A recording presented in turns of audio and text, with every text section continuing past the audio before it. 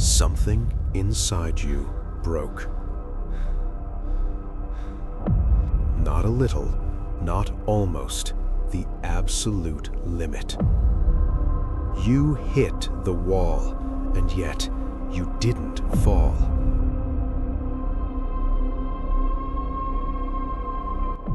You were empty. Nothing left, no hope, no energy. But something carried you, something unseen, something stronger than you.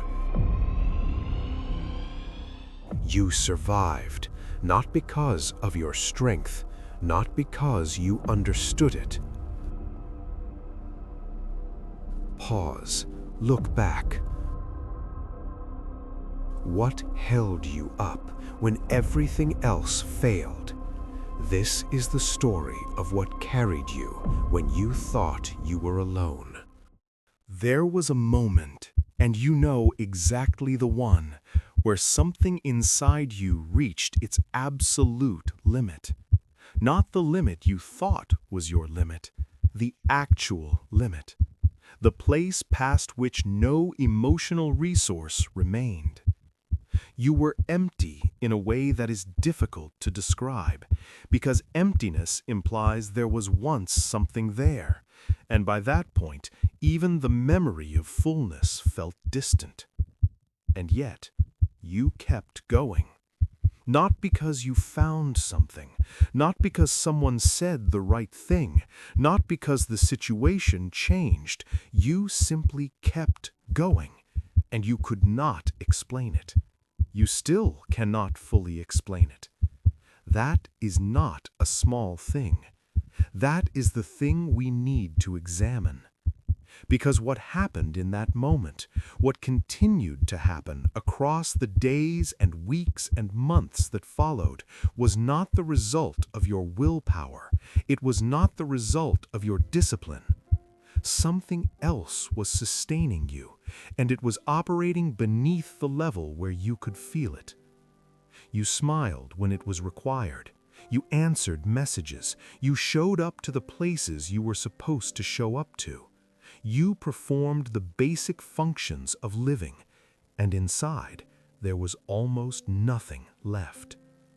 Not despair, exactly. Despair requires energy. This was something quieter than despair, a kind of internal stillness that was not peace, a flatness where feeling used to be. You stopped expecting things to improve, not because you gave up in a dramatic sense, but because expectation itself had become exhausting. To hope required a belief that something different was possible, and maintaining that belief required reserves you no longer had. But something else was happening that you could not see. You were continuing. That is the thing that should not be overlooked. In every measurable sense, you were continuing. The mornings kept coming and you kept meeting them. The responsibilities kept arriving and you kept absorbing them. Not well, perhaps, not with the presence or the joy or the engagement you once had, but you were not gone. You were still here. And the question worth asking, the question that most people never stop long enough to ask, is why? Because the answer is not what you think it is. And this is where the explanation changes. The human emotional system is not designed for sustained pressure without recovery. This is not a theological statement, it is a physiological one. When the psychological load exceeds what the system can process, the system begins to shut down non-essential functions. Emotional responsiveness diminishes. Motivation collapses. The sense of future, of possibility, of meaning, these become inaccessible. The system is protecting itself by reducing its own output. And when that process reaches its furthest point, when there is genuinely nothing left, the system stops functioning in any meaningful capacity. You reached that point, or something very close to it, and you did not stop functioning. So the question stands, not rhetorically, not as a warm encouragement designed to make you feel better, as a genuine structural question about what was operating in your life during a period when your own capacity had been exhausted. Why did you not collapse? What was holding the architecture of your continued existence together when your own resources had been entirely depleted? Pause with that. Don't move past it quickly, because the answer to that question changes the way you understand everything that came before and everything that comes next. There is a verse in the book of Isaiah, chapter 46, verse 4, where God speaks with a directness that is difficult to romanticize. He does not speak in poetry. He speaks in declaration. He says, "I have made you, and I will carry you. I will sustain you, and I will rescue you." 4 separate actions, 4 separate promises. And the one that matters most for where you have been is the second one. I will carry you. Not, I will encourage you. Not, I will give you the strength to carry yourself. I will carry you. As a distinct, active, ongoing involvement. As a structural reality rather than a symbolic gesture. Sustaining is not the same as comforting. Comfort operates at the level of feeling. It changes your emotional experience of a situation. Sustaining operates at a deeper level. It holds the structure of your continued existence together regardless of what you are feeling. This means sustaining can be occurring even when you feel completely alone. It means the carrying can be happening even when you have no awareness of being carried. It means divine involvement does not require your emotional perception of it in order to be real. You thought you were enduring, but you were being sustained. There is a significant difference between those two things, and recognizing the difference changes the story you have been telling yourself about that period of your life. Because endurance implies that the strength was yours, that you gritted through, that you found some internal reservoir of resilience and you held on.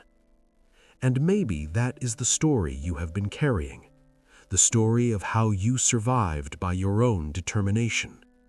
But that story does not account for the mathematics. It does not explain how a system operating past its own limits continued to function. Endurance has a ceiling, and you passed that ceiling, which means what kept you here was not endurance. What kept you here was something external to your own capacity, something holding you from beneath at a structural level, in ways you were not equipped to perceive. There is another passage, 2 Corinthians chapter 4, verses 8 and 9.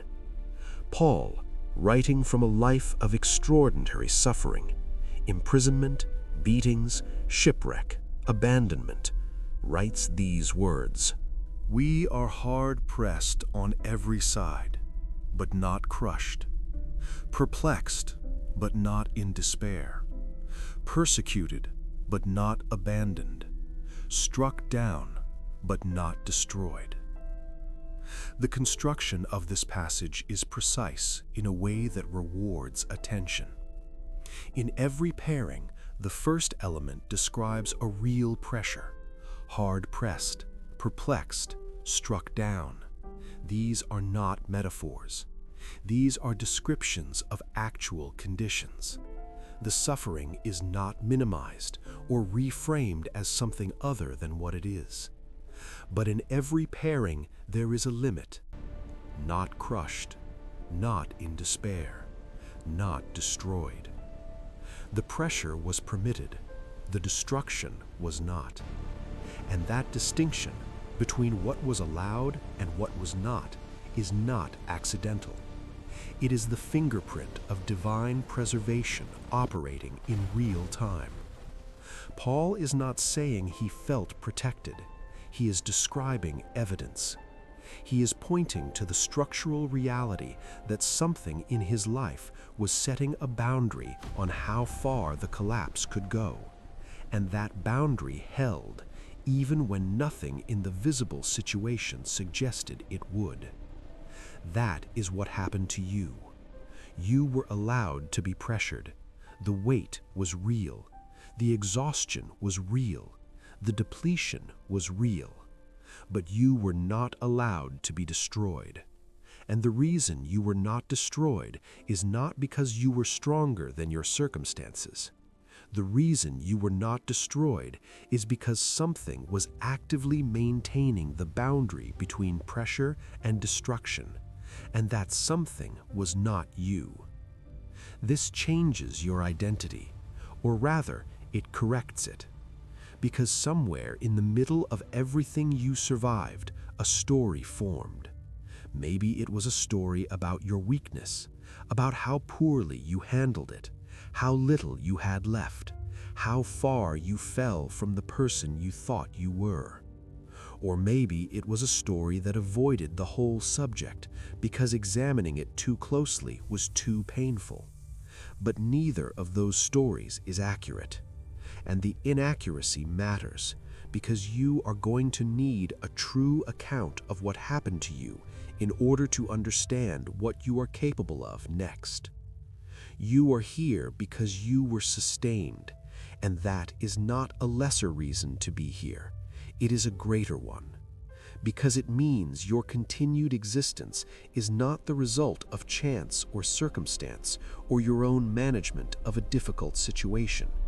It means your presence right now is evidence of intentional preservation. Someone decided you were not done. Someone held the architecture of your life together during the period when you could not hold it yourself. And that decision was not passive. It was active, structural, ongoing, and it was made on your behalf before you asked for it, and while you were still unaware it was happening. You are not weak for having struggled. Struggle is not evidence of weakness. It is evidence of pressure, and pressure is not the same as failure. You were under extraordinary weight, and you did not disappear under it. Let that settle somewhere in you that is deeper than thought. Father, we come to this moment with clarity. You carried what we could not carry. You sustained us through periods when our own resources had long been depleted. You set a limit on how far the collapse could go, and that limit held, not because of anything we did, but because of who you are. You were present when we did not feel your presence. You were working when we had stopped believing anything was working. We acknowledge now what we could not perceive then, that we were not alone, and we were not abandoned, and we were not left to manage by our own strength what only your strength could hold. We receive that now, and we thank you, not with noise, but with certainty. What you survived was not the end of your story. It was the construction of something. Because the kind of strength that is built under pressure, the kind of endurance that is forged when emotional resources are gone and continuation happens anyway, that is not ordinary capacity. That is not something you can build through comfort or ease or predictability. It can only be built through the exact conditions you have already been through, which means the period behind you was not wasted, it was formative. Not in the way a motivational phrase uses that word, but in a precise structural sense. The person you are now, having come through what you came through, carries a capacity that did not exist before, and there is something ahead of you that will require it. Something that the version of you who existed before all of this would not have been able to hold. Something that requires exactly the kind of person who has been carried through the impossible and survived, not because of their own strength, but because of whose hands were underneath them the entire time. This was not where your story ended. This was where your real story began to take its actual shape. And what comes next will make sense of everything that came before. Not immediately, but completely. The path forward is already being prepared, and you are more ready for it than you know.